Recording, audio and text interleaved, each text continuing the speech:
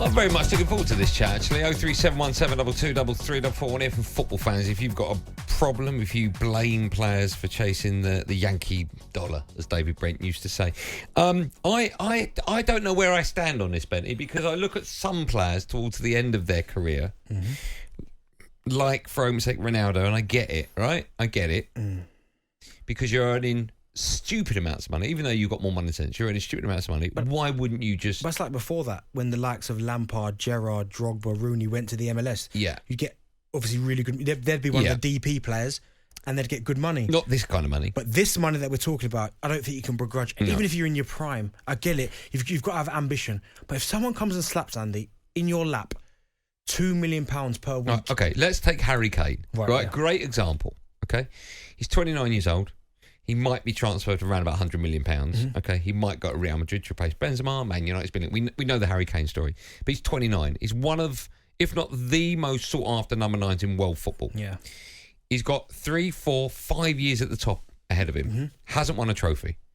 If he was offered £3 million a week, £150 million a year for 3 years, so he'd make £450 million, nearly £500 million.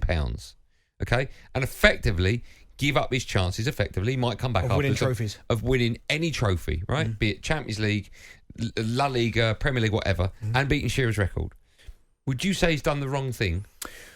Well, I think in that type of scenario, and again, when it comes down to that level of wealth, like, I don't think any person on the planet could begrudge him. But I think in Harry Kane's scenario, being 29, I would prefer him to go to a Real Madrid, wherever he's going to go, Real Madrid preferably.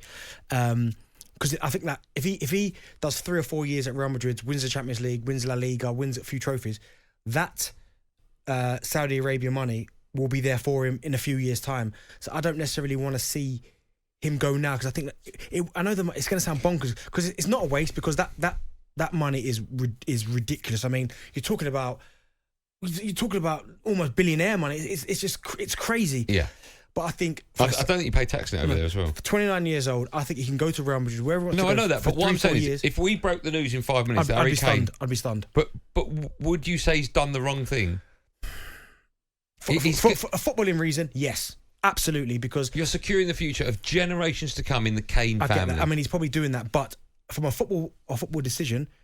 100% it's the wrong thing to do, because he could go to Real Madrid for 3 or 4 years and leave there at 33, 34 and then go and get the Saudi Arabian money. Okay. But I wouldn't begrudge him going now because of that wealth. Money. What about someone like Wilfried Zaha?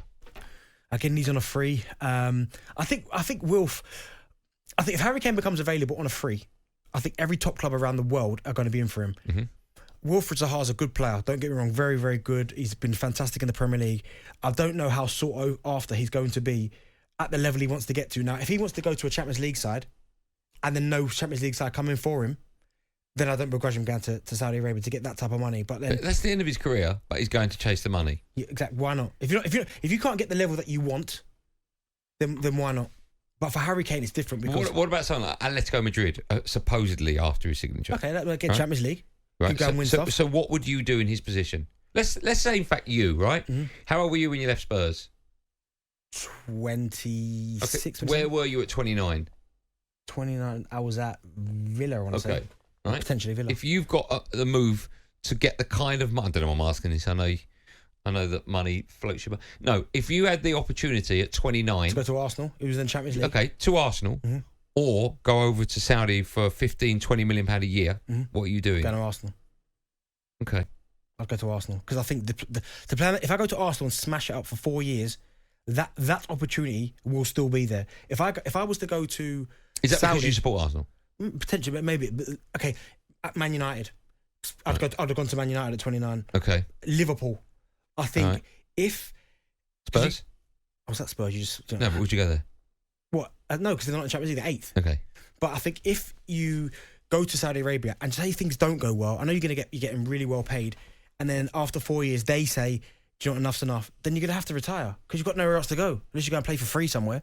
So can you understand Benzema going there? Yeah, apparently he's agreed to earn a tax-free salary worth 100 million euros. Of course, he's 35 years old. He just come off that. I know he didn't win it last year, but he's won absolutely everything. Okay, what about Kante? Again, Why are they going after Kante? Because Kante's one of the best, if not the best holder ever. No, I know that, but he's not like I get Benzema, I get Ronaldo, I get trying to go after Messi. These are like listen, Kante's on that level. No, I know, but he's not. I mean, we don't hear from him. He drives like a smart car. No, when you talk about players, he's a defensive midfielder. I know, but he's not a match-winning. No, he's not a superstar amongst. No, he's the only holding midfield player that is a match winner.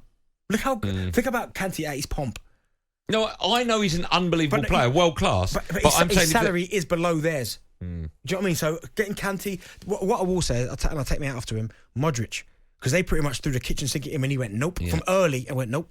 I'm staying at Real Madrid. Do you think we'll ever see? Because obviously their aim is to make the Saudi league compete with the top 5 European leagues. Do you ever think that will be a time when we'll? Yeah, and do you know where I think it might happen? Because these guys have got such deep pockets. I think potentially, if they get a top level player, like a world class player in their pomp, I think all it takes is 1 or 2.